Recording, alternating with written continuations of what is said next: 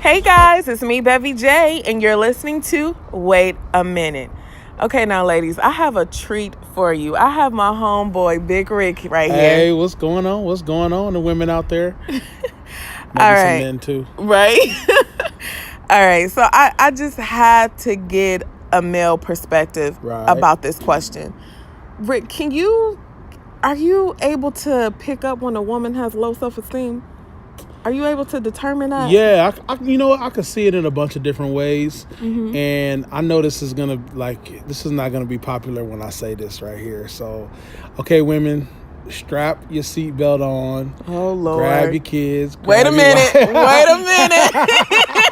Wait a minute. Hold on. Here's how it happens. It happens in a few different ways. Okay. So, first off, selfies. I gotta say... So here's what I mean by. Wait, but I like to say I'm the selfie queen, But here's the thing. In everything you have to have balance. You have to have moderation. Okay. And I believe that some people, and I'm not talking about Bevy J, of course. Okay. The illustrious Bevy J. I'm not talking about her. But some people, some women, validate their self-worth through selfies. Wow. Through how many likes they have on Facebook. And really, you know what? And ladies, I'm not even blaming it on you. I'm really going to go ahead and blame that on men because you guys are doing that because we are not validating you as our women. We're not validating you, telling you how beautiful you are. Wow. We're not romantic anymore. So this is part of the reason why I kind of really have a passion about that and about educating men on that. Wow. Wait, what do you mean? Can we just dive in? Because what you just said, I appreciate you for saying that because nowadays men are not honest with themselves. You know what I'm saying? It's just like we're so wrapped around today's society and the stereotype. And for what you just said, I hope it opened up so many doors and opened up so many people's minds, especially men, because like you said, you don't validate that. Well, you know, I'm not here to try to alienate anybody from your podcast, but I gotta say that for me, I come from Christian values. So, in that, I think what's one thing that we've lost as men, and the first thing we need to take, we trying to take all of these women, we're trying to take all of this money. Really, the first thing we need to take is responsibility. And I'm going to talk about that in the book that I have coming out that I'm going to be writing.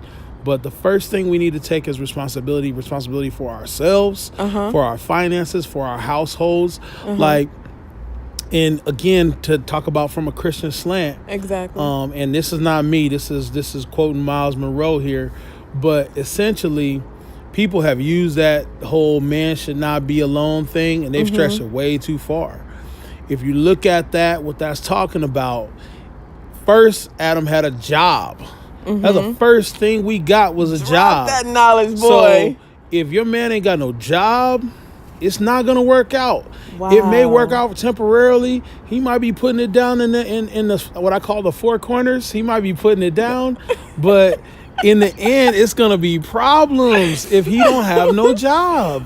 So first of all, you should have a job. Then God told Adam, name all the animals of the earth. He had creativity. He had dominion. Speak. So he had a job, he had creativity, and he had dominion over everything that he was doing. Right. That man shouldn't be without a woman. Woo. Means if you got a man that ain't got those three things, he need to be alone. Secret. Not messing with you. Wow. Sorry, I didn't mean I'm speechless, y'all. I didn't mean to go that deep on it. No, I need this, and they needed to hear this. Yeah. Wow. So what does it mean? The days are gone when your father is looking at the dudes that come and date you, right? We don't have that no more. So women have to fend for themselves. It means you guys got to get a backbone. And the only thing that I will say and blame on sisters is that small percentage of sisters that go for any damn thing. Wow. I don't even know if we can cuss on your podcast. Yeah, you can cuss. But you can cuss. Here I am quoting scriptures and cussing at the same time. It be like that, though. Nobody's perfect. Nobody's perfect. But you got to stop. Women, please stop going for every damn thing. So women, stop going for every damn thing that comes your way. And that's what I mean by it, because when you do that, it creates a precedent for the man. So that makes it so that a man will go out and approach another woman, your sister, sideways. And that's what creates all of this, because as a man, if one woman goes for it, we think maybe all of them might go for it. Really? Wow. I'm just saying that's how it works. Wow. So let me ask you this, okay? Going back to, being able to determine whether a woman has low self-esteem, and going back to you saying it was the selfies and all of that other stuff. So what about a woman that is broken? Yeah. Like how would you approach that? Would you even approach her? So, I can't speak for brothers all over the world. But what I'll say about myself is, like, we have to remember ourselves. We got to consider ourselves. Meaning, ain't none of us got all of our stuff together 100% of the time. And we all broken about or overs. Turn your notifications off. Oh, we still rolling. Come on. So we're all broken or messed up about something. So my point to all of that is just that we got to deal with each other in kindness, and it really is about, like, can you deal with that woman's level of crazy? I think the woman has to ask the same question about the man. Right. And then for me personally, it helps me when you know what your triggers are, so that when you go off on me and it was wrong, that it was like it's because I triggered, maybe something I said triggered some other stuff, right? And you can come back and say, hey, baby, that's my trigger. I messed, I'm dealing with that. I got that. I'm sorry. I can deal with that. Can we get ourselves into that type? Like, relationships don't really do that, though, right? I think they can. They can do that? I think they can.